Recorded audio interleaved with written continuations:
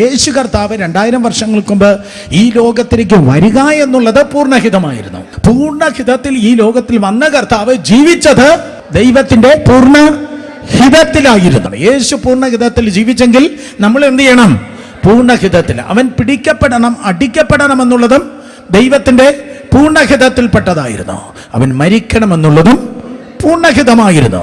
അവൻ ജീവിക്കേണ്ടത് പോലെ അവൻ ജീവിച്ചതുകൊണ്ട്, പൂർണ്ണഹിതത്തിൽ ജീവിച്ചതുകൊണ്ട് മരിച്ച യേശുവിനെ ഉയർപ്പിച്ചത് പൂർണ്ണഹിതത്തിലായിരുന്നു. സ്തോത്രം. നിങ്ങളുടെ ജീവിതത്തിൽ ചില തകർച്ചകളും ചില വെല്ലുവിളികളും ഒക്കെ കടന്നു വരുമ്പോൾ ചിലപ്പോൾ നമുക്ക് തന്നെ തോന്നും, അയ്യോ എനിക്കെന്തോ കുഴപ്പമുണ്ടോ, എനിക്കെന്തോ കുഴപ്പമുള്ളത് കൊണ്ടാണോ എൻ്റെ വീട്ടിലിങ്ങനെ വരുന്നത്, അല്ലെങ്കിൽ എൻ്റെ പിള്ളേർക്ക് ഇങ്ങനെ വന്നത്. എന്നാൽ പൂർണ്ണഹിതത്തിൽ യേശുവിനെ പോലെ ജീവിച്ച ഒരാൾ ഇന്ന് വരെ ഇല്ല, ഇനി നാളെ ഉണ്ടാകാൻ പോകുന്നതുമില്ല.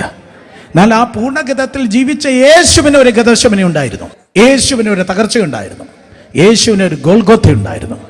പക്ഷേ നിങ്ങളുടെ ലൈഫിൻ്റെ ഒരു ക്രൈസിസ് കണ്ട് മതി, ഇനി പ്രാർത്ഥിച്ചിട്ട് കാര്യമില്ല, ഇനി ദൈവത്തിൽ വിശ്വസിച്ചിട്ട് ദൈവത്തിൽ ആശ്രയിച്ചിട്ട് കാര്യമില്ലെന്ന് പറഞ്ഞ പകുതി വെടിയിൽ വെച്ച് നിർത്തിക്കളയല്ലേ. കാരണം ഒരു തകർച്ചയുണ്ടെങ്കിൽ, ഒരു ക്രൂശീകരണമുണ്ടെങ്കിൽ അതിനപ്പുറത്തൊരു ഉയർപ്പുണ്ട്.